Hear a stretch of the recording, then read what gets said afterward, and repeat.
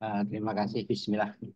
Pergi ke sungai memancing ikan, ikan kecil, ikan arwana.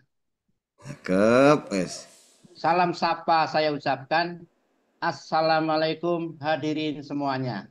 Waalaikumsalam Waalaikumsalam warahmatullahi warahmatullahi wabarakatuh. wabarakatuh. Waalaikumsalam warahmatullahi wabarakatuh. Alhamdulillahirabbil alamin wa bi isnadain ala umuri dunya wadin. Tiduran. Wassalatu wassalamu ala asrofil ambai wa mursalin nabiyina Muhammadin wa ala alihi wa sahbihi ajmain. Amma ba'du. Yang terhormat para asatidz Yayasan Berkah Mulia Indonesia, yang saya hormati Bapak-bapak pengurus BMI serta hadirin sekalian, peserta kajian rutin Ahad malam Berkah Mulia Indonesia via online yang berbahagia. Alhamdulillah kita bersyukur kepada Allah SWT yang telah memberikan nikmat dan masih terus memberikan nikmat kepada kita semuanya, baik yang dohir maupun yang batin. Dan tentunya nikmat yang paling besar yang Allah SWT berikan kepada kita adalah nikmat Islam. Islam yang merupakan agama satu-satunya yang diridhoi Allah SWT, dan Allah SWT tidak menerima agama apapun selain agama Islam ini. Semoga malam ini kita beserta keluarga tetap dalam kebaikan serta dilindungi oleh Allah SWT dan tetap istiqomah di atas jalan hidayahnya. Salawat dan salam semoga senantiasa tercurahkan kepada junjungan kita Nabi besar Muhammad Sallallahu alaihi wasallam. Shallallahu Alaihi Wasallam beserta para keluarganya, sahabat-sahabatnya, serta para pengikut surah-surah beliau hingga akhir zaman nanti. Hadirin jamaah kajian online Berkah Mulia Indonesia yang semoga senantiasa dirahmati dan dimuliakan Allah Subhanahu wa taala. Sebelum acara dimulai, saya akan membacakan susunan acara kajian kita pada malam hari ini, 13 Safar 1446 Hijriah atau bertepatan dengan tanggal 18 Agustus 2024. Kajian Kitab Tauhid, tema macam-macam sihir, tukang ramal, dan sejenisnya. Pukul 20 hingga 20 lebih 5 menit, MC membuka acara. Pukul 20 lebih 5 menit sampai 20 lebih 10 menit, tilawah surat Al-Baqarah ayat 124 hingga 126 yang insya Allah akan dibacakan oleh Bapak Septiawan dan terjemah oleh Bapak Agus Sidik. Pukul 20 lebih 10 sampai 20 lebih 15, prakata dari pengurus BMI, Bapak Iwan Hambali Abisul Ta'ala. Pukul 20.15 hingga pukul 21 lebih 10 menit, pemaparan materi kajian oleh Ustadz Wukir Saputra LC MPD Hafizul Ta'ala. Pukul 21 lebih 10 menit hingga 21 lebih 30 menit, soal jawab. Pukul 21.30 menit, MC menutup acara. Marilah kita buka kajian kita malam hari ini dengan membaca basmalah serta doa memohon ilmu dan amal. Bismillah. Allahumma ini as'alukal ilman nafi'ah wa rizqan thayyibah wa amalan mutaqabbalah.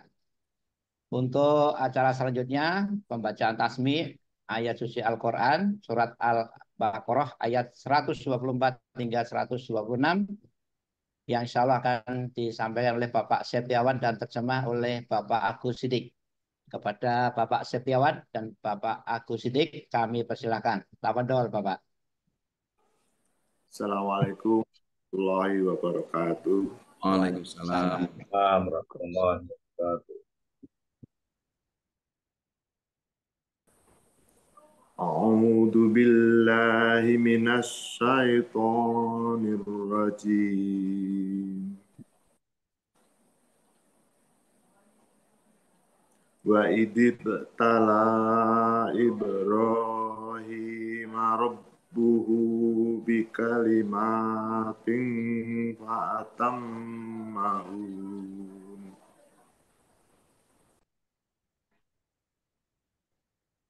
Qala inni ja'iluka linnasi imama. Qala ma wa min dzurriyyati. Qala la yanalu ahdiz zalimin. وإذ جعلنا البيت مثابة للناس وأمنا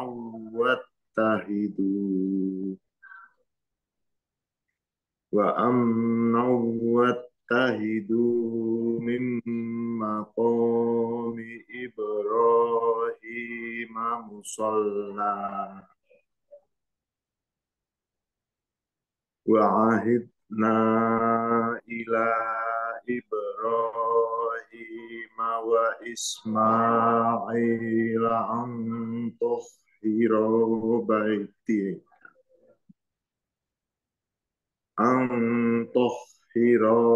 بيتي للطائفين والعاكفين والركع السجود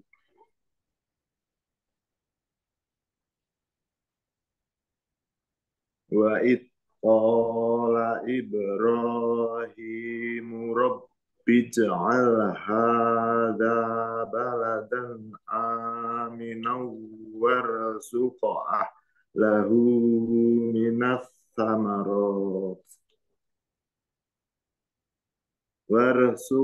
أهله من الثمرات من آمن منهم بالله واليوم الآخر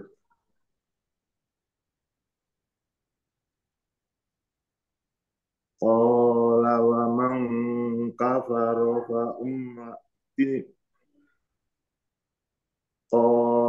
ومن كفر فأمتعه قليلا ثم أضطره إلى عذاب النار وبئس المصير Sadaqallahul Azim. Aku berlindung kepada Allah dari godaan setan yang terkutuk.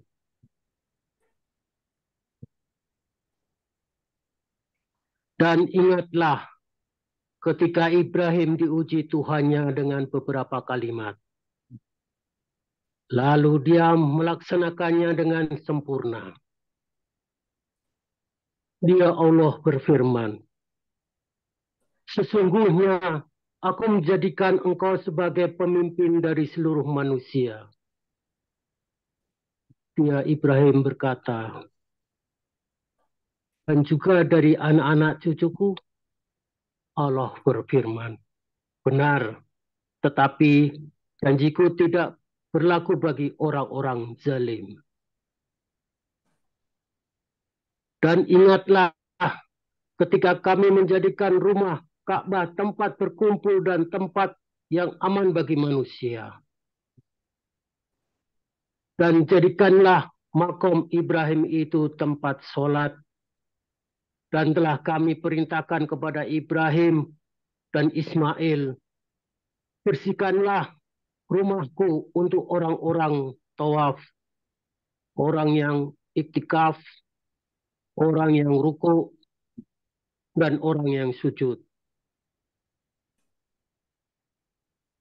Dan ingatlah ketika Ibrahim berdoa, ya Tuhanku, jadikanlah negeri Mekah ini negeri yang aman dan berilah rezeki berupa buah-buahan kepada penduduknya, yaitu di antara mereka yang beriman kepada Allah dan hari kemudian. Ya Allah berfirman, dan kepada orang kafir akan aku beri kesempatan sementara. Maaf. Dan kepada orang kafir akan aku beri kesenangan sementara. Kemudian akan aku paksa dia ke dalam azab neraka, dan itulah seburuk-buruk tempat kembali. Maha besar Allah dengan segala firman-Nya. Wassalamualaikum warahmatullahi wabarakatuh. Waalaikumsalam. Waalaikumsalam warahmatullahi wabarakatuh. Jazakumullahu khairan Bapak Setiawan dan Bapak Agus Sidik. Semoga kita dimudahkan dalam memahami ayat-ayat suci Al-Quran tersebut serta dimudahkan dalam mentadaburinya. Bertemu Presiden di istana, sampai istana diberi makan. Al-Quran kitab paling sempurna, ayo dikaji dan diamalkan. Cakep. Nah, terima kasih. Acara selanjutnya adalah prakata dari pengurus BMI kepada Bapak Iwan Hambali. Kami persilahkan. Tafadhol Pak Iwan. Terima kasih Bapak Bambang Budianto selaku pembawa acara. Assalamualaikum warahmatullahi wabarakatuh. Waalaikumsalam warahmatullahi wabarakatuh.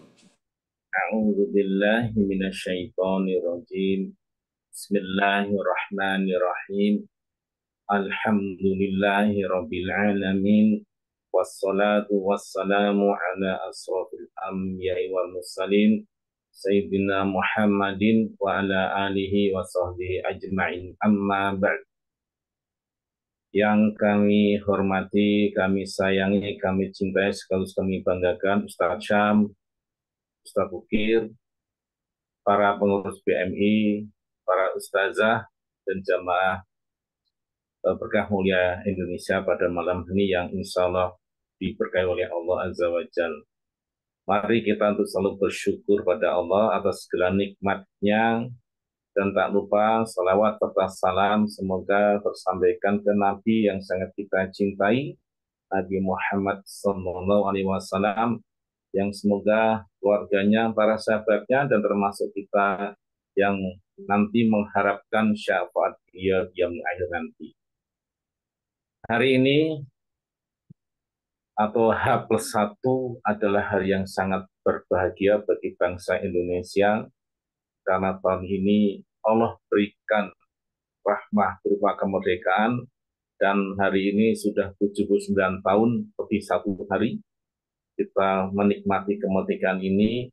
Dan mari kita bersyukur pada Allah, karena seperti para founder bangsa ini sudah mencantumkan dalam pembukaan Undang-Undang Dasar tahun 45, atas rahmat Allah Maha Kuasa. Jadi kemerdekaan ini adalah rahmatnya Allah yang Maha Kuasa.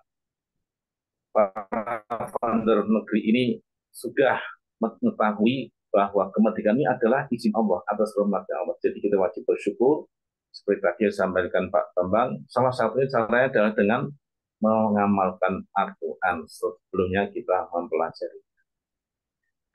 Para jamaah dan peserta kajian pada malam hari ini, bersama ini pula mewakili seluruh pengurus BMI dan ustadz serta ustazah, kami sampaikan jazakumullah khair kepada muslimin yang sudah mewakafkan sebagian rizkinya, di mana pada kajian sebelumnya sudah kami sampaikan bahwa Pondok Pesantren Tahfizul Quran Al-Islah di Jonggol sedang diuji Allah. Allah menjaga kasih sayangnya berupa kebakaran di asrama putra. Maka ternyata gayung bersambut kami sampaikan melalui kajian pada hari Ahad yang lalu, dan sudah dibuka istilahnya dompet untuk kita berdonasi ke Pondok Pesantren Al-Islah. Alhamdulillah atas izin Allah telah terkumpul sebanyak 15.500.000 rupiah, dan alhamdulillah pada hari ini sudah kita serahkan kepada Pondok Pesantren Al-Islah, dan titip salam dari mereka kepada seluruh jamaah Berkah Mulia Indonesia. Semoga Allah Azza wa Jalla yang akan membalas amal soleh Bapak Ibu sekalian dengan pahala yang berlipat, karena barang siapa memberikan pinjaman kepada Allah dengan pinjaman yang baik, maka Allah akan menggantinya dengan yang lebih baik dengan balasan yang berlipat. Amin. Untuk itu kami merasa bahagia dan bangga, khususnya bagi bapak-bapak, ibu-ibu yang pernah mondok di pesantren, atau putranya ada yang di pondok pesantren atau pernah menjadi santri di pesantren, bisa merasakan kebahagiaan di pondok pesantren itu. Karena bagaimanapun namanya sudah masuk pesantren, maka seumur hidup dia akan menjadi santri walaupun dia sudah tidak ada di pesantren itu. Sekali lagi, kami bisa merasakan kebahagiaan di pondok pesantren tersebut. Semoga yang 15.500.000 ini menjadi sesuatu yang sangat berarti di pondok pesantren tersebut. Amin. Terima kasih sekali lagi kepada seluruh muslimin. Kami doakan dan semuanya akan diberikan balasan Allah dan balasan yang berlipat. Untuk itu, selanjutnya mari kita ikuti kajian bersama Ustaz Bukir. Kajian Tauhid, ini kajian yang sangat penting ya. Sekedar info, saking semangatnya Ustaz Bukir, jadi beliau sudah ngecek lokasi tadi malam. Kemarin ya. Barakallahu fiik. Saking semangatnya Ustaz Bukir dan sangat pentingnya tentang masalah Tauhid ini, maka tadi malam Ustaz Bukir sudah ngecek lokasi apakah untuk malam ini sudah siap atau belum. Untuk itu sangat rugi kalau tidak mendengarkan materi yang akan disampaikan Ustaz Bukir. Mari kita catat, mari kita pahami, dan setelah itu kita amalkan. Karena masalah inilah nantinya yang akan menjadi penyebab kita masuk surga. Terima kasih. Mari kita bersama-sama mendengarkan kajian yang akan disampaikan Ustaz. Terima kasih. Kami akhiri. Assalamualaikum warahmatullahi wabarakatuh. Waalaikumsalam. Jazakallahu khairan Bapak Iwan Hambali yang sudah menyampaikan pesan-pesan pada kita semua. Semoga kita bisa melaksanakannya dengan baik. Pada malam hari ini kita akan membahas kitab Tauhid dengan tema macam-macam sihir, tukang ramal, dan sejenisnya. Namun sebelum kita mulai mendengarkan paparan materi kajian dari Ustadz Bukir Saputro, mari kita berpantun sejenak. Ada mata di samping telinga untuk melihat yang dituju. Ilmu itu untuk ditimba, bukan semata dibiarkan berlalu. Baiklah, marilah kita siapkan diri kita untuk mendengarkan dan menyimak apa yang akan Ustadz sampaikan. Kepada Ustadz Bukir Saputro LCMPD, kami silakan untuk memparkan materi kajiannya hingga pukul 21:10. Tafadhol Ustadz. Bismillahirrahmanirrahim. Assalamualaikum warahmatullahi wabarakatuh. Waalaikumsalam. Innal hamdalillah nahmaduhu wa nasta'inuhu wa nastaghfiruhu wa natubu ilaih. Wa na'udzu billahi min syururi anfusina wa sayyiati a'malina. Man yahdihillahu fala mudilla lahu wa may yudlil fala hadiya lahu. Wa asyhadu an la ilaha illallah wahdahu la syarika lah. Wa asyhadu anna Muhammadan abduhu wa rasuluh. Qala Allah Ta'ala, ya ayyuhalladzina amanu ittaqullaha haqqa tuqatih wa la tamutunna illa wa antum muslimun. Wa qala ta'ala, ya ayyuhan nasu ittaqu rabbakumul ladzi khalaqakum min nafsin wahidah wa khalaqa minha zawjaha wa batha minhuma rijalan katsiran wa nisaa'a wattaqullaha alladzi tasaaluna bihi wal arham innallaha kana 'alaikum raqiba. Wa qala ta'ala, ya ayyuhalladzina amanu taqullaha wa qulu qawlan sadida yuslih lakum a'malakum wa yaghfir lakum dhunubakum wa may yuti'illaha wa rasulahu faqad faza fawzan 'azima. Amma ba'd, fa inna asdaqal hadits kitabullah wa khairal hadi Muhammadin sallallahu alaihi wasallam wa syarral umuri muhdatsatuha wa kullu muhdatsatin bid'atun wa kullu bid'atin dhalalatun wa kullu dhalalatin finnar. Ma'asyiral muslimin wal muslimat, azanallahu yakum, barakallahu fik, atas sambutan-sambutan yang sangat meriah di hari yang spesial ya, Dirgahayu Republik Indonesia. Karena Pak Bambang memaparkan beberapa pantun ini memacu semangat kita ya. Saya mau membalas pantun beliau kayaknya ini. Sebelum kita ngaji ya. Tadi beliau sebut pergi ke sungai ya, pergi ke kali. Saya pergi ke pantai aja deh. Pergi ke pantai berjumpa nelayan. Belum Ustaz. Pergi ke pantai berjumpa nelayan. Di tengah samudra, di sana ada mutiara. Bahagia rasanya bersua dengan Nyonya dan Tuan di kajian berkamulia spesial Dirgahayu Republik Indonesia. Masya Allah. Barakallahu fiik ya. Ini pelajaran kita, pelajaran tauhid, sebagaimana dikatakan oleh Bapak Iwan Hambali tadi. Saya ada spesial pantun untuk beliau ini. Bertemu presiden lagi Pak Bambang ya di istana ya. Ini bertemu presiden di IKN, ibu kota negara. Beliau sedang mengerjakan upacara. Pelajaran tauhid adalah pelajaran yang paling utama yang akan bisa menghantarkan kita ke surga. Barakallahu fiik. Kita mulai Bapak Ibu ya. Kita mulai Nyonya Tuan ya. Kita mulai malam ini. Segala puji bagi Allah Subhanahu wa taala yang mengumpulkan kita dengan rahmatnya ya, dan menjadikan kita hamba-hamba yang bisa mengenali nikmat-nikmatnya, sehingga pengenalan nikmat tersebut berbuah kepada syukur.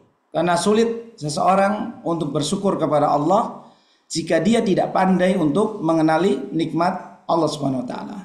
Sebagaimana kemerdekaan Republik Indonesia yang ke-79, maka bangsa Indonesia perlu pandai mengenali nikmat ini. Banyak di antara kita yang tidak mengenali bahwa kemerdekaan itu adalah kenikmatan dan rahmat dari Allah Subhanahu wa taala.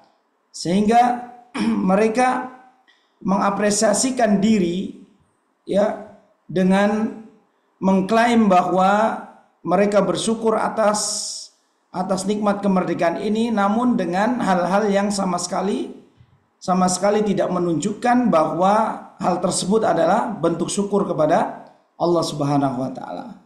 Ya, di antara mereka ada yang lomba pacu goni, ya kan? Ada yang lomba laki-laki memakai daster, ya kan? Ini semua tidak menunjukkan, memang itu meriah, ya. Kalau dibilang meriah itu meriah, ya. Dan mungkin kebahagiaan, bentuk kebahagiaan pula atau kesenangan, ya. Akan tapi para pahlawan kita yang telah berjuang untuk memperoleh kemerdekaan Republik Indonesia ini, tentu mereka memiliki cita-cita yang sangat besar. Maka kita yang mengenali nikmat kemerdekaan ini, kita mensyukurinya dengan cara mendoakan mereka. Pertama, semoga pahlawan kita yang memiliki akidah yang sama dengan kita, yang kaum muslimin dan mukminin di antara mereka, diberikan ampunan oleh Allah Subhanahu wa taala dan diberikan rahmat pula oleh Allah Subhanahu wa taala. Kemudian yang kedua, cara kita mensyukuri nikmat ini adalah dengan melanjutkan visi dan misi perjuangan mereka, yaitu membangun bangsa ini menjadi bangsa besar, ya, bangsa besar yang menjadi bangsa yang thayyibah, baldatun thayyibah, wa rabbun ghafur, dan Allah Rabb yang menciptakan kita, yang memberi kita negara Indonesia ini, yang menjadikan negara Indonesia sebagai bangsa kita, Ghafur, mengampuni penduduknya. Maka di antara bentuk mensyukurinya adalah dengan membangun bangsa ini dengan hal-hal yang positif, ya. Kita dukung program-program pemerintah, ya, yang positif, kemudian kita saling ta'awun, tolong menolong, bahu membahu dalam hal-hal yang bisa membangun kehidupan bangsa. Di antaranya adalah ya dalam bidang pendidikan, dalam bidang sosial, dalam segala bidang yang bisa kita lakukan untuk bangsa kita ini. Barakallahu fikum. Adapun kajian kita, Bapak Ibu sekalian, rahimani wa rahimakumullah, membahas tentang lanjutan dari bab sebelumnya, ya, tentang sihir. Kalau bab sebelumnya kita mempelajari sihir dari sisi bahasa, yaitu sesuatu yang lembut sehingga penjelasan yang baik pun bisa menyihir para audiens, ya, secara bahasa, ataupun sihir dari sisi istilah bahwa amalan sihir adalah amalan yang diajarkan syaitan dengan menghinakan, ya, yang diajarkan kepada dukun dengan cara dukun tersebut bekerja sama atau minta pertolongan isti'adzah kepada jin-jin dengan cara-cara menghinakan syariat agama. Di antara yang dihinakan adalah kalamullah. Ya, ini jika mereka ingin mempelajari sihir, ya, maka sihir tersebut bisa memberi pengaruh sampai pengaruh fisik juga, sakit badan, ya, sakit lambung, sakit kepala, gatal-gatal di kulit. Ini sudah kita bahas di waktu yang lalu. Kemudian di akhir kajian kita membahas di masa Umar bin Khattab radhiyallahu taala anhu, beliau memenggal 3 penyihir, ya, karena hadus sahir dorbatas saif, ya, had atau hukuman hudud bagi tukang sihir adalah dipenggal kepala mereka, ya. Maka Bapak Ibu sekalian, azanallahu yakum, hanya dengan menerapkan syariat Allah kita akan mendapatkan keamanan, ya. Allah Subhanahu wa taala Al-Mu'min, zat yang maha membenarkan nabi-nabinya, membenarkan orang-orang yang beriman dengan pertolongan-pertolongan Allah, memenangkan mereka di atas orang-orang non-muslim, ya, orang-orang yang diperangi oleh Allah dan Rasulnya, ya, dan diperangi oleh kaum mukminin. Allah berikan kemenangan. Allah Al-Mu'min, ya, Allah memberikan keamanan kepada hamba-hambanya yang beriman, dan Allah pula Al-Mu'min, ya, Allah membenarkan para nabi dan orang-orang yang beriman, dan Allah pun memberikan keamanan. Di antara jalan untuk menempuh keamanan adalah dengan menjalankan syariat Allah Subhanahu wa taala. Ya, coba kalau sebuah negara dia menerapkan syariat Islam, maka keamanan di negara tersebut akan sangat terlihat keberkahan dari penerapan syariat tersebut. Misalkan hukum qisas yang ada di Saudi Arabia sekarang, ya, hukum qisas, makanya di kota Jeddah itu ada masjid qisas namanya, di kota Jeddah, ya, yang biasanya qisas itu dilakukan di hari Jumat setelah ba'da Jumatan, ya, di qisas di depan masjid. Maka keamanan tersebut akan terjamin. Orang yang mencuri dipotong tangannya misalkan, itu juga akan menjamin keamanan di dalam negeri kita, ya. Sayangnya hukum-hukum yang ada di Indonesia ini diadopsi dari Belanda, ya, dari Barat dan dari Belanda. Indonesia sudah menciptakan hukum kalau tidak salah 1 tahun yang lalu, tapi itu pun ya tidak jauh-jauh dari poin-poin yang berasal dari hukum-hukum sebelumnya. Mungkin bapak-bapak yang jurusan hukum lebih paham daripada saya, ya. Baik, Bapak Ibu rahimani wa rahimakumullah, tentang had penyihir tersebut di masa Umar bin Khattab, mereka dipenggal atau dipancung, ya, dihukum dengan hukuman mati. Kenapa? Karena penyihir ini meresahkan, ya. Penyihir ini menimbulkan mudarat besar di dalam masyarakat. Mudarat yang pertama adalah mereka membawa masyarakat kepada perilaku kesyirikan. Kemudian tentu mudarat yang kedua, mereka akan merugikan masyarakat dari segi menimbulkan mudarat, ya, penyakit, ya, bahkan bisa membunuh dan lain sebagainya. Ya, maka kita akan lanjutkan pada malam hari ini bab setelahnya tentang macam-macam sihir. Yang tentang macam-macam sihir, bayanu syai'in min anwa'is sihar. Ya, kita akan mempelajari penjelasan beberapa bentuk sihir. Yang dimaksud judul bab ini, ya, kitab yang ditulis oleh Syekh Muhammad bin Abdul Wahab. Beliau seorang pahlawan, ya, beliau seorang pahlawan yang mendirikan King Saudi Arabia, ya, atau KSA. Ya, beliau yang mendirikannya dengan Muhammad bin Saud. Ya, Muhammad bin Saud menjabat tangan Muhammad bin Abdul Wahab, dan mereka berjanji setia, ya, akan menegakkan tauhid, ya, dengan ilmu dari Syekh Muhammad bin Abdul Wahab dan dengan kekuatan kepemimpinan yang sultan yang dimiliki oleh Syekh Muhammad Muhammad bin Saud. Maka kedudukan Syekh Muhammad bin Abdul Wahab bagi bangsa, bagi warga Saudi Arabia itu seperti kedudukan pahlawan kita, ya, Imam Bonjol misalkan, atau Pangeran Diponegoro, mereka pahlawan, ya, maka orang-orang Saudi Arabia begitu menghormati dan mencintai beliau. Ya, walaupun di Indonesia ini kayaknya momok Wahabi ini sudah sudah menjadi olok-olok, ya. Jadi mereka tidak puas dengan Wahabi, diplesetin jadi Wahabi, sampai Wababi, naudzubillah, ini karena kedengkian mereka kepada orang-orang yang mempelajari tauhid, ya, mempelajari akidah seperti bapak-bapak yang sudah bapak-bapak, ibu-ibu ikuti selama ini, ya.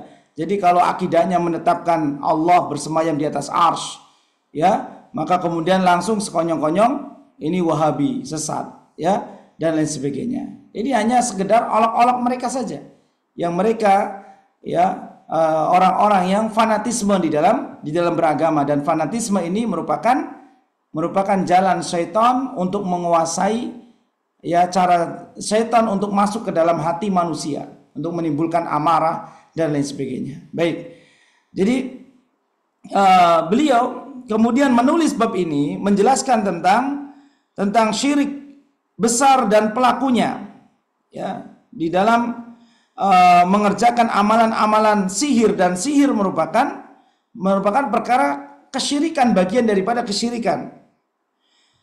Di sini Syekh menukil dalil yang pertama dari Imam Ahmad bin Hanbal rahimahullah taala. Beliau berkata, haddatsana Muhammad bin Ja'far, haddatsana Auf an Hayyan, haddatsani Qatan bin Qabisah an abihi annahu sami'a Rasulullah sallallahu alaihi wasallam qala innal iyafah wat tarqah wat tiyarah minal jibt. Qala Auf, al iyafah zajru tayr wat tarqu al khattu yakhuttul fil ardi wal jibtu qala al Hasan al Basri innahu asyaiton. Hadis ini diriwayatkan dengan sahih dan dinukil oleh Imam Ibnu Katsir, dalam tafsir beliau saat menafsirkan firman Allah yang di sana ada kalimat al-jibt, ya, wat taghut, al-jibtu wat taghut. Hadis riwayat Imam Ahmad, ya. Hadis riwayat Imam Ahmad dari jalur yang baik. Nabi SAW mengatakan, sesungguhnya iyafah, ada beberapa macam-macam sihir di sini, Pak. Yang pertama iyafah, yang kedua at-tarqu, yang ketiga tatayur. Amalan ini merupakan al-jibt, ya, al-jibti. Nah, di sini kemudian nanti kita akan mengetahui perbedaan, ya, apa itu iyafah, tatayur, dan at-tarqu, ya. Semuanya termasuk perkara al-jibt. Al-jibtu di sini adalah sihir. Al-jibtu, sebagaimana judul kajian kita, al-jibtu di sini diartikan oleh para pensyarah hadis, ya, perkataan Nabi SAW bahwasanya iyafah, tarqu, tiara itu merupakan sihir. Ya, ini merupakan al-jibtu atau as-sihir. Apa bedanya? Iyafah itu menerbangkan seekor burung, ya, untuk mengadu nasib. Apabila burung itu terbang ke kanan, mereka kemudian senang dan melanjutkan perjalanan safar mereka. Namun apabila burung yang diterbangkan itu terbang ke arah kiri, ya, misalkan, ya, kalau burungnya biasa diterbangkan apa, Pak? Merpati, ya. Merpati itu di Saudi banyak, Pak. Bapak-bapak kalau umroh, ibu-ibu kalau umroh itu di Makkah, tempat orang Quraisy dulu di sono, ya. Dan di Madinah banyak sekali merpati. Ya, merpati itu banyak sekali di sana. Maka diterbangkanlah seekor burung. Kalau pergi ke kanan, ya, maka ini jadi ini pertanda baik. Ini namanya iyafah. Kalau dia burungnya terbang ke kiri, maka nggak jadi pergi. Nah, ini disebut iyafah. Mungkin bapak-bapak ada yang bertanya, Pak Ustadz, bukannya itu tatayur, ya? Baik, apa perbedaan iyafah dengan tatoyur. Kalau tatoyur ini lebih umum, ya, tidak hanya menggunakan burung. Dia melihat situasi tertentu atau terhadap kejadian tertentu atau terhadap angka tertentu, ya. Nah, maka ini disebut tatoyur. Jadi tatoyur itu tidak melulu menggunakan seekor burung untuk spekulasi nasib mereka, ya, termasuk dengan angka, ya, termasuk dengan angka atau dengan kejadian-kejadian. Ada kejadian-kejadian apa, misalkan seorang perempuan tidak boleh makan di depan pintu. Nah, ini tatoyur, ya. Kemudian tidak boleh memotong kuku di malam hari, ya, tidak boleh cukur rambut di malam hari, atau tidak boleh begini dan begitu, tidak boleh begini dan begitu. Ini semuanya jenis tatoyur. Jadi tatoyur itu lebih umum daripada iyafah. Kalau iyafah, materi yang digunakan, metode yang digunakan adalah dengan menerbangkan seekor burung. Baik. Adapun at-tarku, ya, adapun yang disebut dengan at-tarku adalah membuat garis-garis di pasir atau di tanah. Bukan di aspal, ya. Di aspal sulit. Kalau dulu, ya, zaman kita kecil kita suka main garis-garis begitu kan. Namun mainnya kadang main-mainan yang apa namanya? Mainan-mainan zaman dulu lah. Anak sekarang mungkin nggak tahu. Jadi at-tarku itu seorang dukun peramal, dia membuat garis-garis di tanah, Pak. Dibuat garis-garis, nanti kemudian sebagian dihapus sama dia. Kemudian dia meramal sisa garisnya. Ya, meramal sisa garisnya. Jadi ada yang ramalan itu menggunakan metode garis. Seperti membaca telapak tangan. Yang dibaca itu konon garis-garisnya nih, Pak. Ini telapak tangan saya seperti ini, ya. Dibaca ini garis ini, garis ini, garis ini. Namanya ini qiraatul kaf. Ini juga bab syirik juga, ya, berusaha menerawang perkara goib dengan membaca garis, entah garis tangan atau entah garis yang mereka bikin sendiri di atas pasir, ya. Ini dinamakan dengan at-tarku. Ya, dinamakan dengan at-tarku. Kenapa at-tarku merupakan sihir, ya? At-tarku ini termasuk juga daripada sihir, sebagaimana iyafah juga termasuk daripada al-jibt atau sihir. Ya, apa alasannya? At-tarku itu merupakan sihir secara bahasa, ya. Karena tindakan yang dilakukan oleh peramal tersebut mengaitkan hal-hal goib, ya, kepada garis-garis itu, dan ini nggak ada hubungannya. Orang buat garis di tanah, kemudian dihapus bagian, kemudian berusaha dibaca, kemudian dia berusaha mengait-ngaitkan dengan hal goib. Ya, ini nggak boleh. Ya, ini dia kenapa iyafah ataupun at-tarku, ya, disebut dengan sihir. Ya, maka pelajaran di sini satunya apa tadi? Setelah iyafah, at-tarku, satunya lagi disebut at-tiyarah atau tatoyur. Tadi sudah disebutkan semua tiga hal ini, ya. Perlu diingat Bapak Ibu sekalian, siapa yang mengklaim bahwa dirinya telah mengetahui ilmu goib atau mengetahui sebagian ilmu goib, maka ini yang menjadi masalah di dalam bab ini, ya. Dia berusaha melakukan penerawangan dengan metode-metode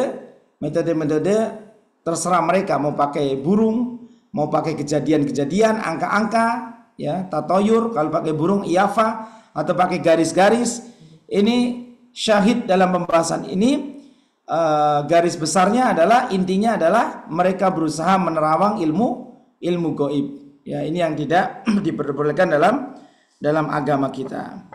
Baik, kemudian hadis yang kedua dari Ibnu Abbas radhiyallahu taala anhuma, dia berkata bahwa Rasulullah sallallahu alaihi wasallam bersabda, "Man iqtabasa syu'batan minan nujum faqad iqtabasa syu'batan minas sihri zada ma zada."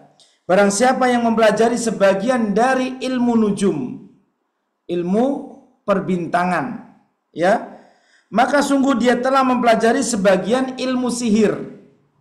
Jadi ini jenis sihir yang keempat. Yang pertama iyafah, yang kedua at-tarku, yang ketiga tatoyur, yang keempat ini ya, mempelajari ilmu perbintangan. Baik. Beliau SAW mengatakan siapa yang mempelajari ilmu perbintangan maka dia telah belajar ilmu sihir. Zada mazada, semakin dia mendalaminya, dia akan semakin terjerumus di dalam mempelajari ilmu sihir tersebut. Ya, perlu diketahui, mungkin ada pertanyaan di benak Bapak Ibu sekalian, Ustadz, itu apakah semua jenis ilmu astrologi? Jawabannya tidak, karena ilmu perbintangan itu dibagi menjadi dua. Ilmu perbintangan yang sifatnya adalah taksir, dan yang kedua adalah taisir. Taksir artinya memberi pengaruh, bahwa ketika muncul bintang ini atau gugusan kelompok bintang-bintang ini, ya, maka kemudian akan memberikan pengaruh kepada alam. Apalagi sampai meramal, kalau muncul bintang ini maka akan muncul seorang pemimpin yang kuat atau yang hebat. Nah, kalau bisa mengatakan seperti itu, ini lebih buruk lagi, karena mengait-ngaitkan munculnya bintang dengan munculnya seorang pemimpin atau kematian seorang pemimpin atau tokoh atau orang besar yang ditokohkan di sebuah negara misalkan. Ya. Nah, baik, maka siapa yang mempelajari hal-hal seperti ini, dia akan semakin terjatuh dalam sihir. Ya, dalam perkara sihir, berusaha menerawang perkara-perkara yang gaib, yang tidak ada kait-kaitannya munculnya sebuah bintang dengan kematian atau dengan kelahiran atau dengan kejadian atau dengan peristiwa tertentu. Ya. Dulu konon Pak, saya ingat masih kecil Bapak Ibu sekalian, ada di kampung, ya, yang mengatakan, tokoh di kampung mengatakan, oh di ufuk barat itu suka muncul sebuah bintang, Pak. Saya masih ingat ini, masih SD waktu itu saya. Bintang ini muncul terus, tiap malam muncul. Maka ada tokoh yang mengatakan, oh akan ada pemimpin yang meninggal, ya. Dan selang beberapa lama, betul Pak, Ibu Tin meninggal Pak, istrinya Pak Harto. Ya. Terus apa yang ingin Ustadz sampaikan? Yang ingin saya sampaikan adalah ada orang-orang yang mempelajari hal-hal seperti itu. Bukan saya membenarkan perkataan seorang tokoh tadi. Ya, oh kalau muncul bintang ini, dia juga ragu sebenarnya, nggak pasti. Oh nanti akan ada istri presiden yang meninggal, enggak, ya. Dia mengatakan muncul bintang ini sepertinya, nah dia pakai sepertinya akan ada orang besar yang meninggal, ya. Dan kemudian selang beberapa waktu, betul itu ada kabar, ya, dalam waktu sepekan mungkin ya. Yang saya garis bawahi di sini adalah bukan membenarkan perkataan tersebut, namun ada orang-orang yang mengait-ngaitkan munculnya bintang-bintang tersebut, ya, seolah-olah memberikan pengaruh. Kalau muncul bintang ini terjadi takdir ini, muncul bintang ini alam akan berubah seperti ini, ya. Baik, ini yang taksir. Adapun yang kedua taisir, yang berarti menggunakan ilmu perbintangan sebagai petunjuk arah. Wa bin najmi hum yahtadun. Allah Ta'ala berfirman, dan dahulu, ya, manusia memakai bintang ini sebagai petunjuk. Gak cuma dahulu, sekarang pun masih kita pakai. Kalau kita jauh dari kota misalkan, ya, atau kita jauh dari kota, atau kita berlayar di tengah samudra, ya, maka kita masih menggunakan rasi bintang atau gugusan bintang untuk petunjuk. Kalau mempelajari ilmu astrologi yang berhubungan dengan taisir, memudahkan kita untuk mengetahui alam, kemudian menggunakannya untuk petunjuk, maka ini diperbolehkan, ya. Kemudian untuk menghitung waktu atau untuk membuat kalender, ya. Dulu itu ilmuwan-ilmuwan cendekiawan muslim, mereka memiliki perpustakaan sendiri, merumuskan kalender sendiri. Ya, bahkan kadang sultan-sultan kita yang memimpin wilayah-wilayah kaum muslimin, mereka membuat sebuah kalender, untuk memudahkan urusan-urusan dalam kesultanan mereka. Ya, untuk penarikan apa, misalkan zakat mal. Nah, ini butuh kalender. Ya, butuh kalender untuk mencapai haul 1 tahun.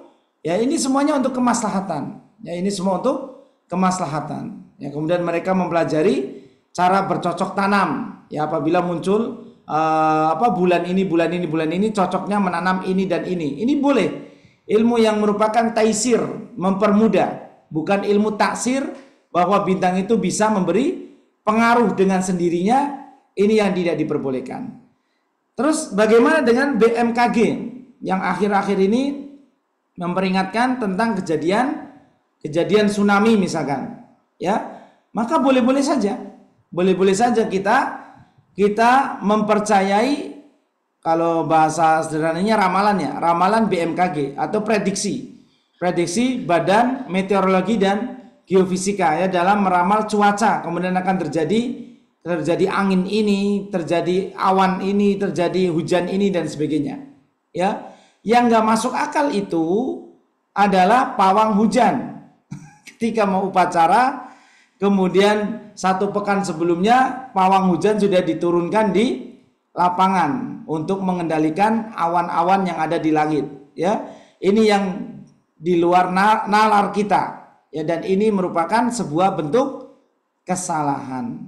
Ya, sebuah bentuk kekeliruan yang semoga Allah Subhanahu wa taala memperbaiki ulata umurina, memperbaiki wali pemimpin-pemimpin negara kita.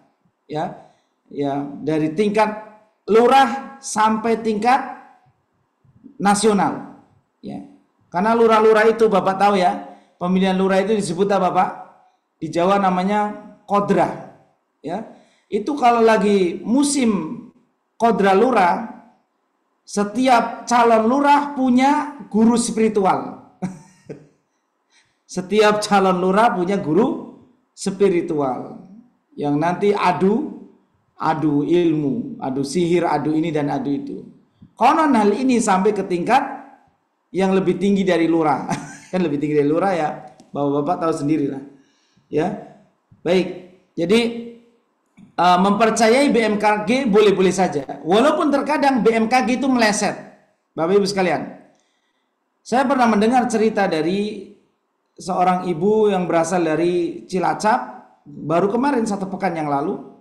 Ketika beliau tanya, Ustadz daerah mana? Pemalang Ibu, daerah Ulu Jami, dekat Comal. Ya, oh dekat pantai Ustadz, dekat. Pernah tsunami apa enggak? Ya enggak lah, wong pantai utara kok tsunami. Enggak tsunami, yang ada abrasi. Kalau abrasi ada Pak, tapi di zaman saya dulu kecil, Masya Allah, sama sekali nggak ada abrasi. Ya, saya kait-kaitkan, bukan cocokologi ya, saya kait-kaitkan di pantai-pantai sekarang banyak terjadi tempat maksiat, ada karaoke, ya, ada tenda-tenda untuk pacaran, untuk zina, untuk prostitusi. Maka bagaimana alam tidak muak dengan perbuatan manusia, ya, atas izin Allah Subhanahu wa taala, maka sekarang banyak pantai di jajaran pantai utara itu rusak, Pak. Rusak. Ya, yang kami ketahui di daerah kami saja banyak yang rusak, ya, karena dampak kemaksiatan tersebut. Ya, baik. Maka beliau bercerita, Ustadz, saya di Cilacap pernah terjadi tsunami, Ustadz. Bahkan pemerintah sudah menghimbau kami untuk mengungsi, ya. Tapi ternyata tsunami-nya nggak jadi, Ustadz. Tsunami-nya nggak jadi. Ini menunjukkan bahwa BMKG itu bisa keliru juga. BMKG bisa keliru. Baik. Kita lanjutkan. Jadi ilmu perbintangan dibagi menjadi 2, yang berkenaan dengan taksir, bahwa bintang memiliki pengaruh tertentu, ini yang tidak boleh. Adapun ilmu taisir atau tasyir, ya, ilmu tasyir yang berarti menggunakan ilmu perbintangan sebagai petunjuk arah dan waktu ya untuk menentukan kalender, maka ilmu tasyir ini diperbolehkan. Sebagaimana Allah Ta'ala berfirman, wa alamatin wa bin najmi hum yahtadun. Surat An-Nahl ayat ke-16. Wa alamat, dan Allah dialah yang menciptakan tanda-tanda, alamat. Alamat itu petunjuk, Pak. Jadi alamat itu berasal dari bahasa Arab, ibu-ibu. Ya, alamatnya di mana? Ya. Jadi orang Indonesia itu sudah familiar telinga kita dengan bahasa Arab. Hanya saja orang-orang yang merasa paling Nusantara, mereka gerah dengan semua yang berbau ke Arab-Araban. Ya, baik. Ya, banyak sekali bahasa Arab yang diserap oleh bahasa Indonesia. Jadi alamat itu tanda artinya. Diambil dari kata apa? Alam.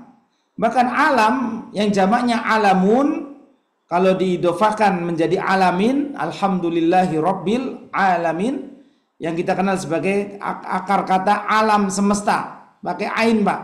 Jadi kalimat alam semesta itu diambil dari kata alam, dari kata alamin, dari kata alam, ya, yang artinya tanda, bahwa alam semesta ini tanda adanya Rabbun, sang pencipta, sang pengatur alam semesta yang memiliki alam semesta ini.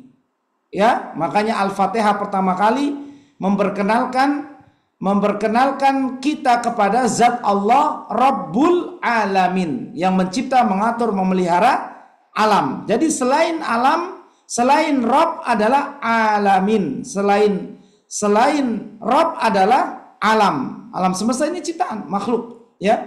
Dan adanya alam menunjukkan adanya pencipta. Maka alam disebut alamat atau petunjuk, tanda bahwa di alam semesta ini ada zat yang menciptakan kita semua, yang menciptakan alam semesta ini semua. Baik. Jadi ini dia Bapak Ibu sekalian, dua hadis yang kita bahas. Dari Imam An-Nasai, beliau juga meriwayatkan sebuah hadis yang dalam Sunan An-Nasai. Hadis tersebut diriwayatkan dari Imam Abu Hurairah, bahwa beliau berkata bahwa Nabi SAW bersabda, man aqada uqdatan. Nah, ini amalan sihir kalau yang ini. Jadi disebutkan 4 jenis sihir, iyafah, torku, kemudian tatoyur, kemudian ya belajar ilmu bintang. Ya, maka yang ke 5 ini adalah benar-benar amalan sihir. Dengan cara apa? Dengan cara teknis aqada uqdatan. Dia mengikat sebuah ikatan di tali atau membuat buhul. Ya. Summa nafasa fiha, kemudian disertai an-nafs. Nafasa itu tiupan yang disertai ludah. Itu cara tukang sihir menyihir, Pak. Ya, ini nggak ada, saya cari-cari nggak ada kabel ya. Ada kabel, kalau saya cabut mati di sini. Ya, jadi ada sebuah tali kemudian diikat. Ya, namanya aqada. Ya. Saya cabut apa dulu nih Ustaz Sam? Dicabut berapa ya? Nggak usah ya. Ustaz mati. Baik, ini ada tali nih. Ini ada tali, Masya Allah sediakan tali di sini. Ini ya, kalau diikat bahasa Arabnya aqada, Pak. Ya. Sebagaimana dalam surat Al-Alaq ya, surat Al-Falaq. Ini kalau diikat seperti ini namanya aqada. Man aqada uqdatan. Siapa yang membuat ikatan buhul seperti ini, buhul. Ini namanya buhul atau simpul. Ya, anak pramuka bilang simpul. Ya, maka bahasa Melayunya buhul. Ya. Siapa yang man aqada uqdatan seperti ini. Summa nafasa, kemudian ditiup. Seperti itu ya. Kemudian ditiup sambil dicambi dulu. Ya. Setan belek, setan apa ya, setan goek, setan apa. Itu dimantrain dulu. Ya, maka ini praktik sihir seperti ini. Ya, mereka mengucapkan mantra-mantra, bahkan di antara mantranya yang paling terkenal apa? Jaran goyang dan semar mesem. Jaran goyang dan semar mesem. Kemudian mereka kalau ingin menyakiti orang, bikin juga ikatan, kemudian baca kulhu sungsang katanya. Kulhu, ada kulhu geni, ada kulhu sungsang. Bacaan ayat Al-Quran kulhu Allahu ahad dicampur dengan bahasa daerah. Ini penghinaan, ya. Tidak ada pemuliaan. Ya, mereka mencampur-campur kulhu Allahu ahad yang isinya adalah tauhid, kemudian dipakai wasilah untuk hal-hal sihir. Ya, pernah dengar ya, kulhu geni ya, untuk bunuh orang, ya, kulhu sungsang untuk membalikan santet. Ya, ini di kitab-kitab mujarobat ada, Pak. Kitab-kitab mujarobat, kitab-kitab primbon, ada hal-hal yang seperti ini. Ya, baik. Jadi Nabi SAW katakan, man aqada uqdatan summa nafasa. Siapa yang mengikat simpul, kemudian dia meniupnya dengan disertai ludah kecil tadi, ya, di simpul di buhul tersebut, faqad sahara, maka dia telah mengamalkan sihir. Ketika Nabi SAW tersihir oleh Labid bin Asam laknatullah alaih dari bangsa Yahudi. Ini Yahudi itu, Pak, di kota Madinah, mereka hidup di sekitaran kota Madinah karena mereka memang sudah ada di kota Yasrib sebelum terbentuk daulah Islamiyah di kota Madinah. Maka yang Nabi SAW lakukan ketika beliau membangun sebuah daulah atau bahasa sekarang negara, yang beliau lakukan adalah bangun masjid, bukan bikin patung. Bukan bikin patung. Saya dialog sama Pak Jenderal tadi pagi subuh, mantan jenderal beliau, bukan mantan jenderal ya, sudah pensiun. Hal-hal yang seperti ini sebenarnya kita menjaga diri dan tidak perlu ikut komentar kayak netizen. Ya, netizen itu komentarnya pedes-pedes, Pak. Ada burung Garuda jadinya burung gagak, ya kan? ada netizen ini ya. Ini Garuda apa gagak katanya, kok jadi hitam katanya. Maka kata beliau tidak perlu dikomentari, Pak Ustadz, ya, karena memang konsep awalnya juga sudah salah. Perbuatan dari awalnya juga sudah salah, ya. Yang bangun GWK ya beliau sebutkan, yang bangun ini yang bangun GWK gitu ya, yang ada di Bali. Dan tujuan mereka membangun patung-patung itu ada bentuk pengagungan karena dia orang Hindu. Orang Hindu itu mengagungkan berhala, ya. Maka sebenarnya ya sudah sampai di situ saja, Pak. Ya, tugas saya menjelaskan ke bapak-bapak. Udah nggak usah ikut komentar kayak netizen. Saya bukan pengamat, cuman kadang mau ngamatin aja ya. Ya sedikit-dikit lah. Maka yang bikin patung Bali itu, yang di Bali itu yang bikin yang di IKN. Ya sudah, memang awalnya juga mereka cinta sama patung-patung, ya kan, mereka cinta dengan apa namanya? Kalau patung-patung itu kan bahasa agamanya apa? Berhala begitu kan? Ya, itu namanya as-suwaru zawatul arwah.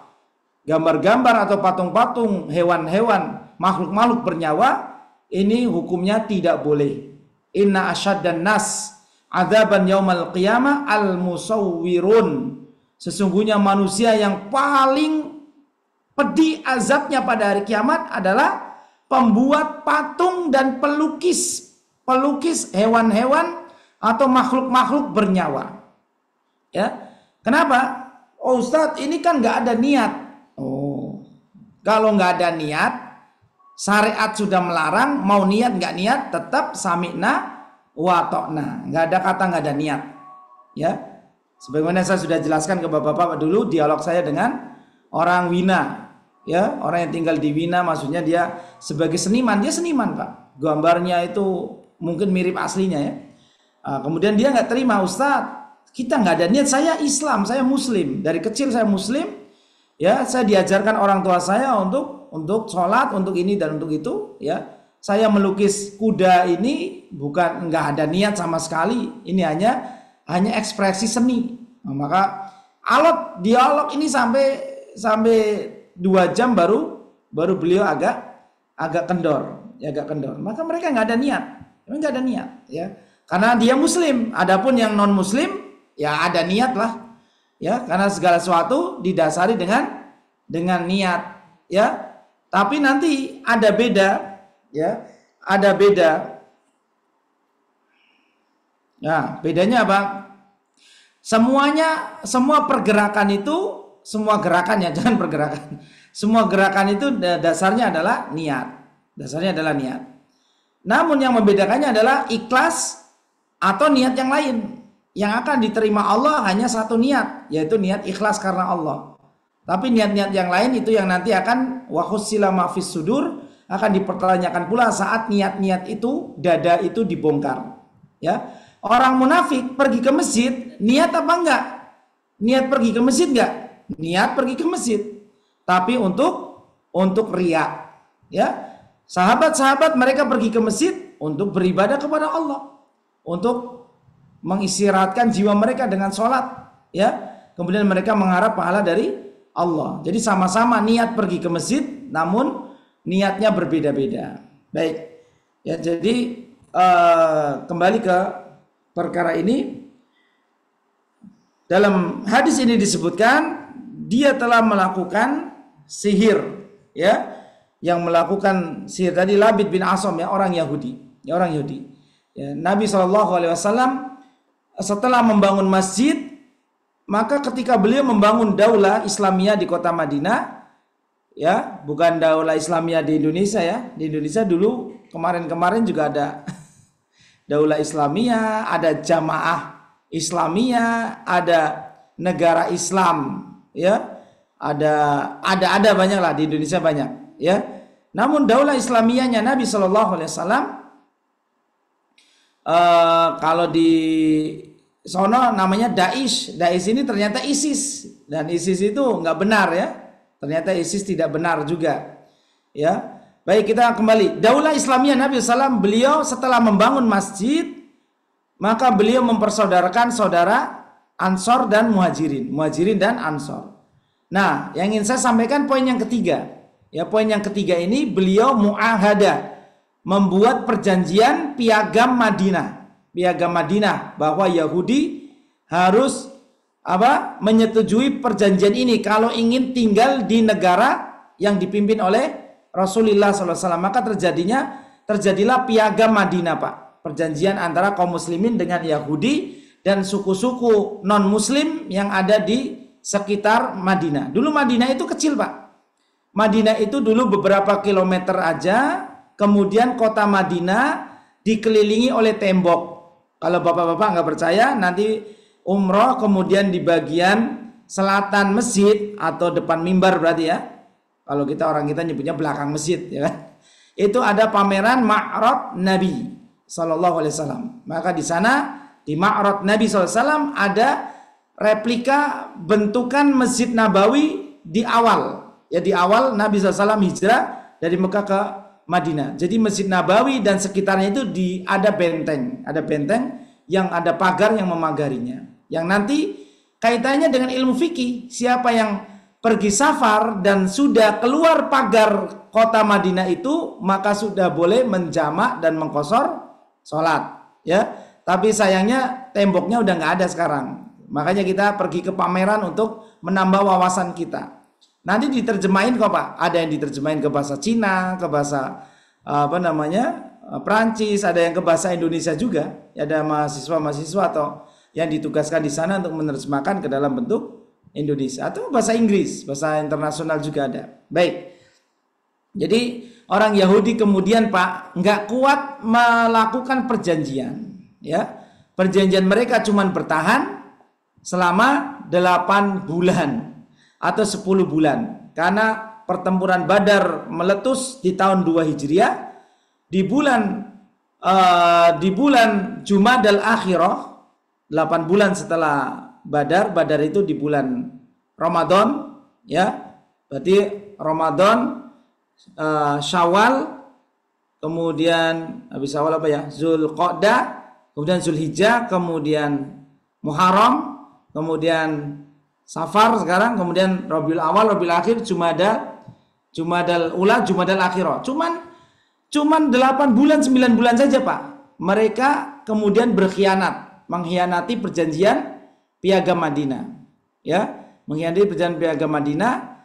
Kemudian Yahudi yang melawan Rasulullah SAW adalah Yahudi Bani Qainuqa. Ini yang pertama kali melawan Nabi. Kenapa? Mereka Yahudi yang paling memiliki syuja'ah. Orang Yahudi yang paling berani adalah Yahudi Bani Qainuqa. Kenapa? Kerjaan mereka membuat ad-dira'. Ad-dira' itu tameng perang, ya. Tameng perang yang dipakai di tangan, ya. Dan mereka membuat pedang. Mereka bikin pedang, bikin tombak, ya. Mereka bikin tameng. Kemudian mereka melatih pemuda-pemudanya untuk berperang. Ini Yahudi Bani Qainuqa paling jos dalam bidang hankam rata. Pertahanan, dalam bidang ketahanan negara, ya. Nah, ya, Yahudi Bani Qainuqa ini temannya Abdullah bin Ubay bin Salul, ya, temannya. Karena dulu raja Yasrib adalah Abdullah bin Ubay bin Salul, ya. Saat mau diangkat jadi raja, dia udah jadi pemimpin. Dia mimpin orang Yahudi juga, ya. Agama Abdullah bin Ubay apa? Musyrik, ya. Dia dari suku Aus atau Khadraj, ya. Dia musyrik. Ya, orang Yasrib asli. Yahudi kan pendatang karena mereka nunggu-nunggu Nabi terakhir di tempat yang banyak tumbuh pohon korma di sana. Ya, baik. Maka kemudian Nabi SAW mengepung Yahudi Bani Qainuqa karena perlawanan mereka kepada kaum muslimin sudah keterlaluan. Ada seorang muslimah di pasar Yahudi Bani Qainuqa, jilbabnya ditarik, ya, dilecehkan, ya. Sampai auratnya terlihat tersingkap. Kemudian ada seorang sahabat yang membela saudari muslimah. Ya, jadi itu Pak Suja. Jadi kita juga harus punya suja, Pak. Kalau ada saudari kita dilecehkan, ya kita harus bangkit membela. Maka kemudian sahabat ini berkelahi dengan Yahudi yang narik jilbab muslimah tadi. Sampai sahabat ini membunuh Yahudi itu.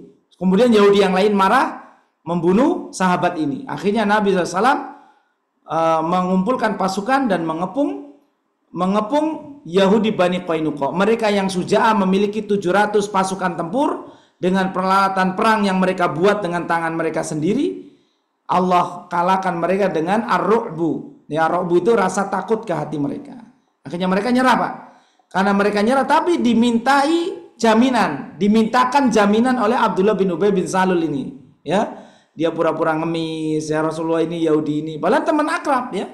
Makanya orang-orang munafik itu teman Yahudi, Pak. Ya, orang-orang yang jadi teman Yahudi itu ada kemunafikan. Lawong saudara kita dibantai di Gaza, saudara kita dibantai di mana? Di Rafah. Ujuk-ujuk datang sowan ke presiden Yahudi itu pripun, ya kan? Nah, ada ciri kemunafikan. Ciri, bukan munafik. Saya nggak menjustis. Ciri aja, ciri, ya. Ya. Sebagaimana Mbak Akil Sirot nuduh bahwa Salafi ini pintu teroris, pintu bukan teroris, pintu, ya. Saya juga katakan mereka orang yang pergi ke Yahudi, ciri munafik, ciri. Saya masih berkata ciri nih, Mbak. Ya. Baik, ya. Baik, antum terserah antum mau mengembangkan kalimat saya apa enggak. Kita lanjut. Jadi Yahudi pernah menyihir Nabi SAW. Ini kisah Yahudi itu panjang sekali. Yahudi itu dari dahulu sampai akhir zaman nanti menjadi musuh kita. Menjadi musuh kita. Enggak mungkin diplomasi dengan Yahudi. Mustahil. Mustahil diplomasi dengan Yahudi. Sangat-sangat mustahil. Karena mereka para pengikut Dajjal yang nanti akan diperangi oleh Imam Mahdi, diperangi oleh Nabi Isa alaihissalam. Sampai batu berkata, ya Abdullah, ta'al hina Yahud, ya Abdullah kemari, di sini ada Yahudi ini, ya. Yang nggak mau berkata adalah pohon gorkot saja, ya. Baik. Jadi Labid bin Asam laknatullah alaih dibantu putrinya, Pak. Putrinya Labid ini yang menemukan sisir Nabi, mengambil rambut dari sisir Nabi Shallallahu Alaihi Wasallam, kemudian mengikat rambut Nabi menjadi 11 ikatan tadi, Pak. Ya. Nah, kemudian dijampi oleh putrinya Labid bin Asam. Mereka berdua mengamalkan sihir. Jadi sihir-sihir itu bukan di tengah kaum muslimin, Pak. Orang non-muslim pun mengamalkan sihir. Dulu orang Nasrani ya, Nasrani yang membantai saudara muslimin di mana? Di Ambon, Poso ya kan? Itu konon katanya sihir dia, Pak. Bisa terbang, bisa ini, bisa itu ya.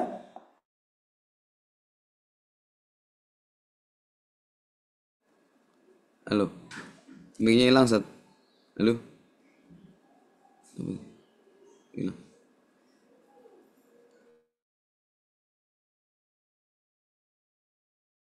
Sudah selamat nyebrang, tiba-tiba kepalanya putus sendiri, Pak. Tiba-tiba ini sangat mengerikan peristiwa Sampit ini ya di daerah Sambas sana ya. Maka dia bisa mencium bau ini orang Madura hanya dari angin saja. Ya, ini amalan-amalan sihir seperti ini. Amalan sihir. Jadi sihir itu nyata. Sihir itu ada. Oleh karenanya kita bentengi diri kita setiap pagi dan sore dengan zikir pagi dan zikir petang. Ya untuk membentengi diri kita dari kejahatan-kejahatan sebagaimana firman Allah Subhanahu wa taala, "Qul a'udzu birabbil falaq." Ini a'udzu artinya talabul auz. Al-auz artinya pertolongan. Ini disebut dengan isti'adzah.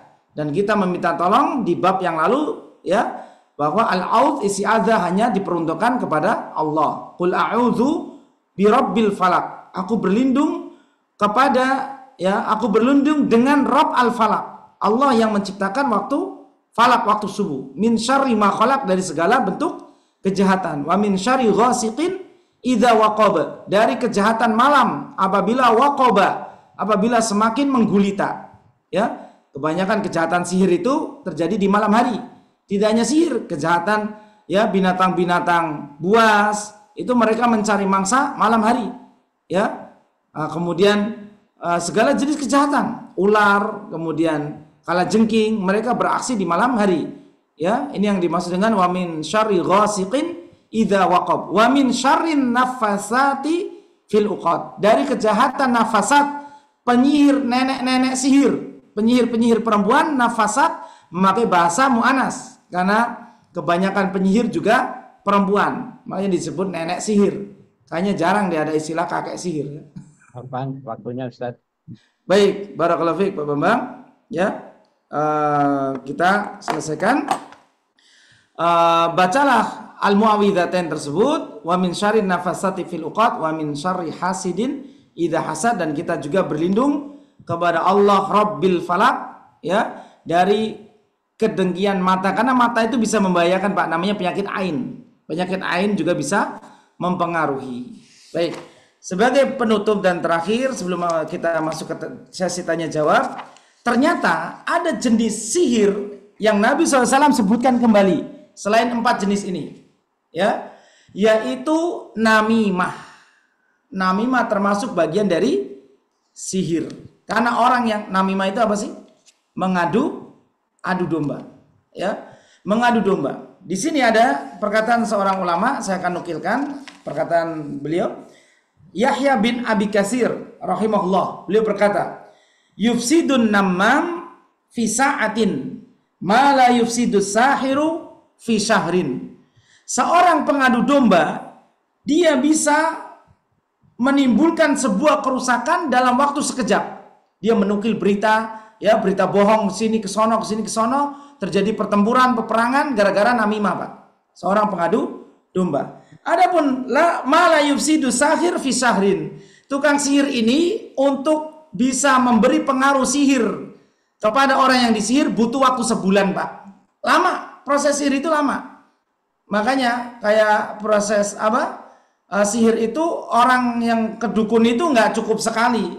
Dia bolak-balik ke dukun karena prosesnya lama. Dia mencari lengahnya orang yang akan disihir terlebih dahulu, ya, dan dengan ritual-ritual tertentu. Maka namam atau pengadu domba ini bisa merusak, bisa membuat kerusakan sampai bunuh-bunuhan, sampai dalam waktu sekejap hanya dengan adu domba. Adapun sihir dia butuh waktu dan proses, ya, butuh ritual-ritual dan sebagainya, ya. Akan tapi namimah ini disebutkan bagian daripada sihir, ya, atau yang bahasa Nabi SAW mengatakan ala unabbiukum ma al-adhu, ya, al-adhu atau namimah, ya. Maukah aku beritahu kepada kalian apakah itu al-adhu atau namimah? hiyan namimatu, kata Nabi SAW, hiyan namimatu al-qalatu bainan nas. Al-adhu adalah namimah, perbuatan mengadu domba yang banyak membicarakan keburukan-keburukan dan menghasut manusia. Ya, jadi namimah bagian dari sihir. Ya, makanya orang yang mengadu domba ini hukumannya berat. Apa hukuman namimah? Hukumannya adalah azab kubur. Seorang diazab kubur karena tidak bersih dari istinja, dari buang air kecil ya, tidak membersihkannya dengan sempurna, dan pengadu domba. Nabi SAW pernah menancapkan 2 pelepah korma, 1 pelepah yang dibagi jadi 2, satu-satu, innahuma la yu'adzaban, 2 orang ini lagi disiksa. Satu karena pipisnya nggak dibersihkan dengan baik, yang kedua karena pengadu domba. Ya, pengadu domba ini berat, menyebabkan siksa kubur. Barakallahu fiik, ini dia 5 jenis sihir. Iyafah, at-tarku, iyafah menggabur, menerbangkan burung. Kemudian yang kedua at-tarku, bikin garis-garis. Yang ketiga tatoyur, tiaroh. Kemudian yang keempat, ya, yang keempat apa tadi Pak? Yang keempat adalah membuat buhul-buhul. Yang kelima namimah. Ini semua termasuk jenis-jenis sihir, ya. Barakallahu fiik, kami kembalikan kepada Pak Bambang. Monggo. Jazakallahu khairan atas ilmu yang telah Ustaz sampaikan. Untuk selanjutnya yaitu soal jawab. Kepada para peserta kajian dipersilakan untuk mengajukan pertanyaan baik via pesan singkat maupun langsung disampaikan kepada Ustadz Bukir Saputro. Tafadhol teman-teman. Itu yang ya Pak, yang ada ini chatnya Pak. Baik, Banyak. kami bacakan Pak Ustadz Bukir. Yeah, yang pertama dari Pak Haji Sugiyatno. Kenapa Wahabi jadi olok-olokan? Karena mengolok-olok terlebih dahulu kepada maulidan, tahlilan, rajaban, yasinan yang katanya bid'ah. Sementara mazhab yang ada sebelum Wahabi masuk ke Indonesia, maulidan, tahlilan, rajaban, yasinan berjalan di Indonesia. Tafadhol Pak Ustadz. Baik, barakallahu fiik. Kalau kita bahas masalah olok-olok, nggak ada habisnya Pak. Kapan kita akan bersatu ini? Baru merdeka 70, baru kita merayakan kemerdekaan kemarin. Kalau kita mengatakan kullu bid'atin dhalalah wa kullu dhalalatin finnar, maka bagian dari bid'ah adalah amal-amal yang muhdas. Nabi SAW selalu menggandengkan perkara bid'ah dengan perkara muhdas, perkara-perkara yang baru. Dan bid'ah itu adalah lawan sunnah. Karena Nabi SAW ketika menyebutkan perkara bid'ah, maka beliau sebelumnya pasti menyebutkan perkara sunnah. Contohnya adalah inna asdaqal hadis kitabullah wa khaira hadyu Muhammadin. Beliau sendiri mengatakan sebaik-baik petunjuk cara beragama yang benar adalah hadyu Muhammadin, petunjuk Muhammad. Sekarang maulid dan petunjuk Muhammad apa bukan, ya kan? Baik, ini saya karena semangat dari hari kemarin hadir aja. Semangat merdeka aja sih Pak. Baik, begitu Pak. Jadi kados meniku, ya. Mengkaten penjelasan bid'ah itu bukan olok-olok, tapi bid'ah itu adalah lawan dari sunnah. Makanya banyak juga ustaz-ustaz mengatakan amalan yang tidak sunnah, amalan yang tidak sunnah. Namun kebanyakan orang-orang yang sudah terbakar terlebih dahulu, ya, dia balik mengolok-olok, ya, akhirnya saling mengolok-olok, ya. Baik, jadi katanya Wahabi mengolok-olok terlebih dahulu maulid, dan bukan mengolok-olok, kita meluruskan. Sekarang saya kasih bukti yang nyata ya Pak, bukti yang nyata. Ceramahnya Mbah Kiai Akil Sirot, ya, di YouTube, bahwa maulidan itu asalnya dari Syiah dinasti Ubaidiyah Fatimiyah. Itu bisa dilacak di YouTube. Kemudian istri Nabi Aisyah yang paling dicintai, manusia paling dicintai adalah Aisyah. Kemudian setelahnya adalah bapaknya Abu Bakar dari golongan laki-laki, ya. Maka istri yang paling dicintai adalah Aisyah.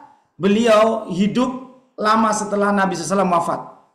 Di masa wafatnya Nabi SAW, beliau masih hidup 40 tahun Pak. Usia beliau panjang, ya. Maka selama hidup itu Aisyah yang paling dicintai Nabi, yang paling mencintai Nabi, tidak pernah merayakan maulidan. Maka maulidan bukan standarisasi kecintaan kita kepada Rasulullah SAW. Kecintaan kita kepada Allah akan terbukti dengan ayat ujian. Coba Bapak-bapak catat ayat ujian, kata para ulama, surat Ali Imran ayat 31. Allah Ta'ala berfirman, Qul in kuntum tuhibbunallah. Katakanlah jika kamu mencintai Allah, fattabi'uni, ikutilah sunnah-sunnahku. Ya, yuhibbukumullah, maka Allah akan mencintai kalian. Ya, nggak menakjubkan kalau kita bilang saya cinta sama Allah Pak Ustadz. Sama, kula nggih ngeten, saya juga cinta sama Allah. Semua orang muslim mengatakan saya cinta sama Allah. Namun yang menjadi perkara apakah Allah cinta sama kita? Ya, untuk mendapatkan cinta Allah, Allah Ta'ala katakan fattabi'uni, wahai Rasulullah katakan fattabi'uni, ikuti aku. Ya, maka kalau kanjeng Nabi nggak tahlilan, kanjeng Nabi nggak yasinan, kanjeng Nabi nggak maulidan, terus jenengan ngikut sinten, kados mendiku Pak Bapak, saya nggak mau panjang-panjang. Ini masalah sensitif ya, masalah sensitif. Nanti berujung nggak baik kalau nggak legowo. Kalau legowo ya baik, toh kita juga membiarkan mereka yang masih maulidan apa. Ya kalau mereka justru melihat ustadz-ustadz kayak saya yang menggebu-gebu, terkadang didatangin banser, kemudian dicekal. Adapun kita, apakah ada kita yang memberhentikan kegiatan maulid? Nggak ada Pak. Kita hanya memberikan petunjuk seperti tadi. Hanya saja gaya para asatiza, ada yang lembut, ada yang tegas, ya mungkin ada yang dianggap keras dalam menyampaikan apa yang disampaikan. Ya, toh dahulu ada saudara kita dari Muhammadiyah yang lebih tua dari Nahdiyin, Muhammadiyah lebih tua dari Nahdiyin, Muhammadiyah lebih tua dari Nahdiyin. Toh mereka juga tidak tahlilan, tidak maulidan, dan tidak yasinan. Kenapa sekarang yang diserang Wahabi? Kenapa sekarang yang diserang adalah Wahabi? Monggo, ini saya ingin satu pantun untuk persatuan aja Pak nanti ya. Kalau seperti ini nanti panas ya. Saya kembalikan ke Pak Bambang, monggo. Baik, Ustaz, kita lanjutkan ke pertanyaan kedua, Ustaz, dari Pak Warsono Aji, Serang. Assalamualaikum Pak Ustaz, izin bertanya, berkaitan dengan orang yang katanya punya indera keenam atau indigo, apakah juga termasuk penyihir? Terima kasih. Baik, barakallahu fiik.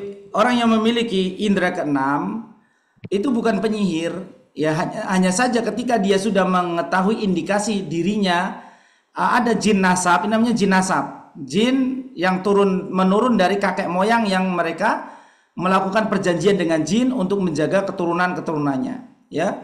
Maka ada jin nasab, ya jin dari jenis sihir adalah jin nasab yang mereka memilih keturunan-keturunan tersebut. Kemudian dia bisa melihat jin, ya, yang nanti ujung-ujungnya orang yang seperti ini kemudian mengklaim dirinya memiliki kelebihan indera, padahal indera itu cuma ada panca, makanya disebut panca indera. Kalau 6 bahasa Sanskertanya apa Pak?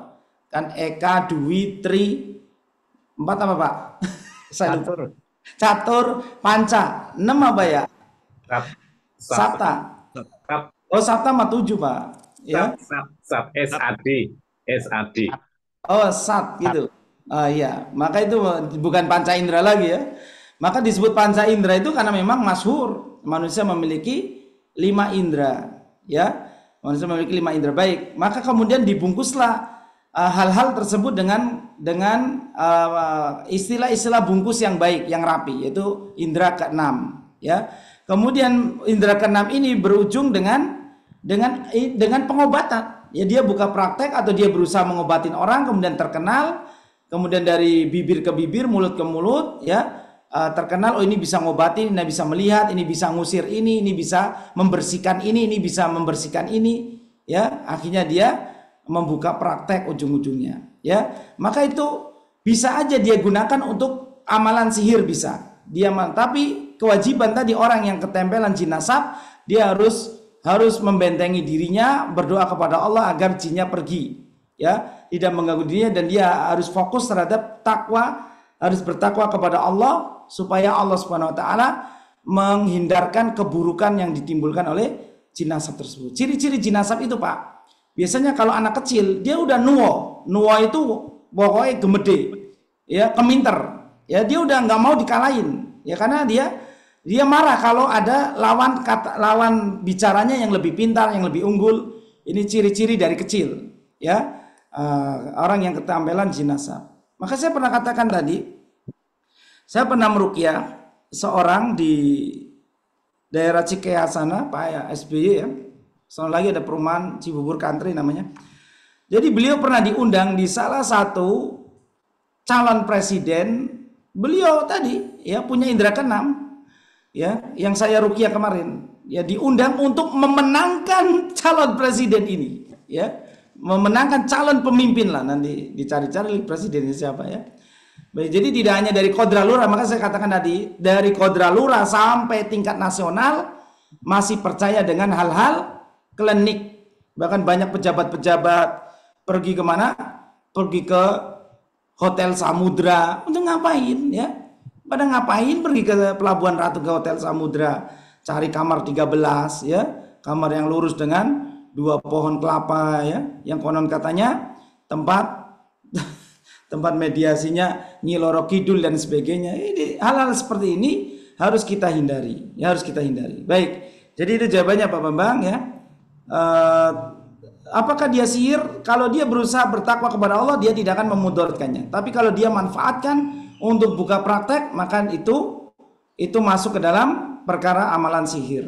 Dan orang yang bisa melihat jin, kata Imam Asy-Syafi'i rahimahullah, maka dia melihat jin. Dia ketempelan jin. Baik, barakallahu fiik. Baik Ustaz, kita lanjutkan ke pertanyaan ketiga.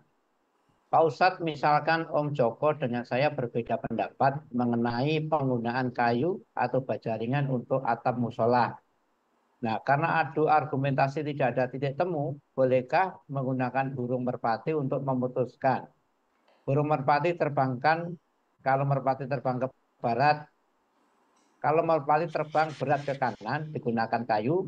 Kalau merpati berat ke kiri, digunakan baja ringan. Nah, apa itu Ustaz? Baik, barakallahu fiik. Berarti Bapak ingin ngikutin cara apa?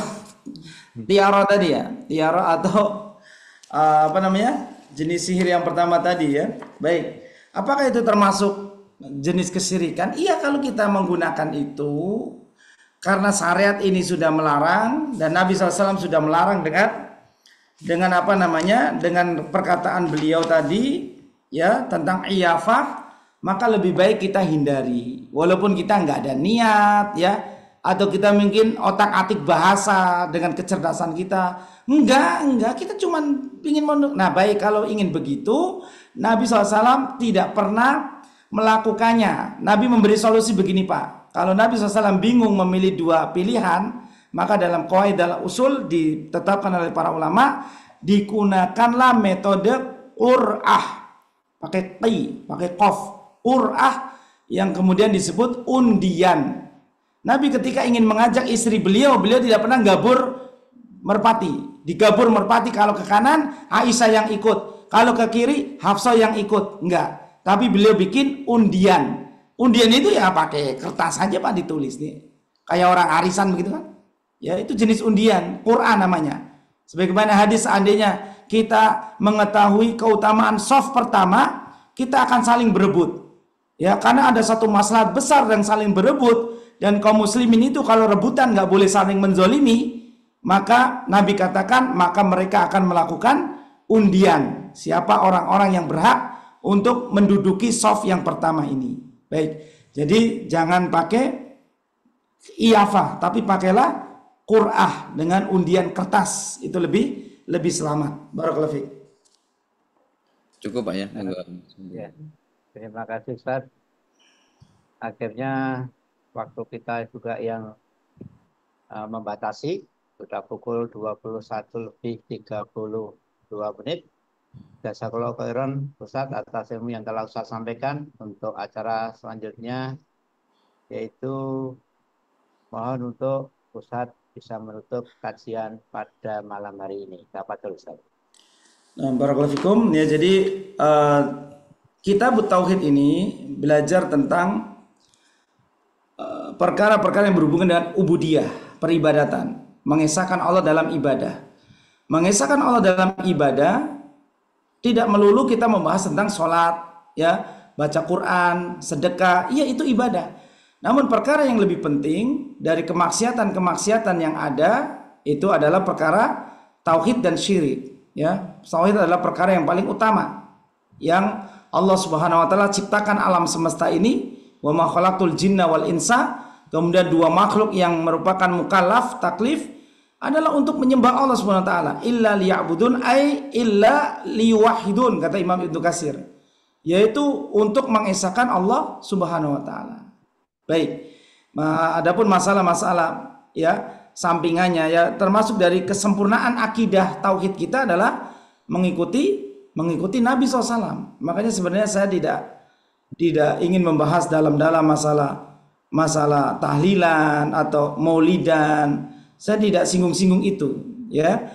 Hanya saja tadi bahasan olok-olok tadi ya biasa, ya, bahasa yang lumrah karena memang terjadi di masyarakat, apalagi bahas di Facebook, di mana pada debat, pada ini dan sebagainya, ya.